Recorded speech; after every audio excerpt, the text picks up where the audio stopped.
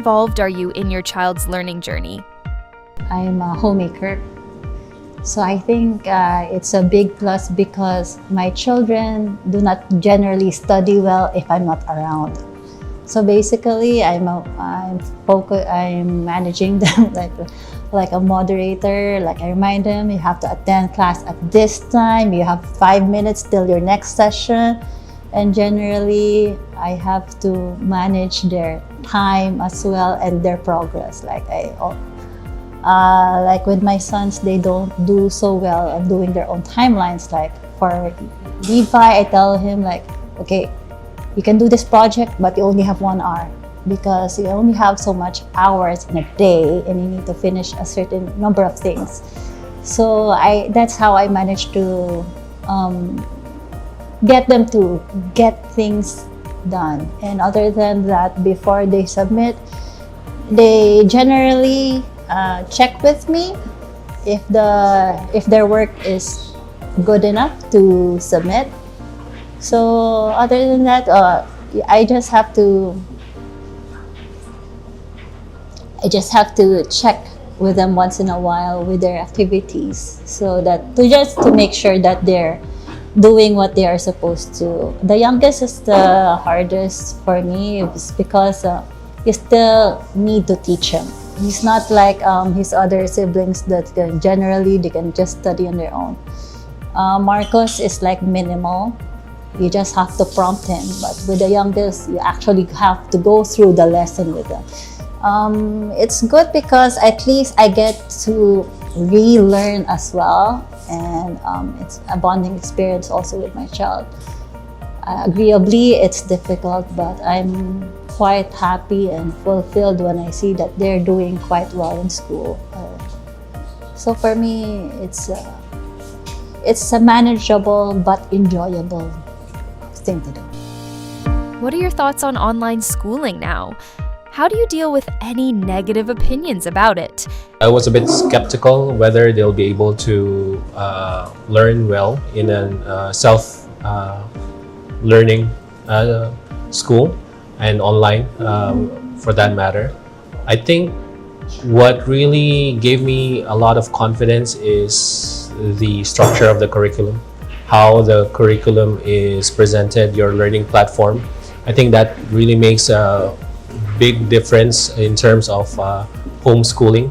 We considered a few before where some of them we need to get books from the Philippines, we need to submit the assessments, but because you provide that learning LMS system online where they can get the lessons directly, submit their assessments, and having that weekly session with the teachers, and to assess whether they're really learning or to help them address any challenges. So that's what really works, I think, for international schooling.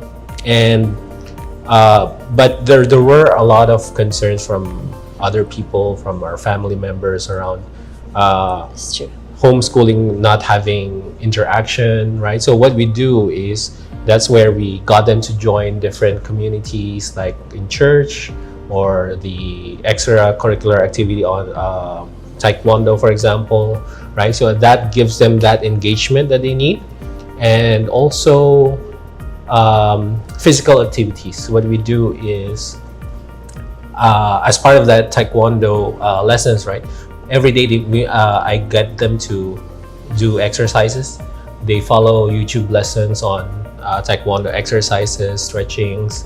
And now Marcus and Ethan, I've started them to do some running every other day, 3 times a week.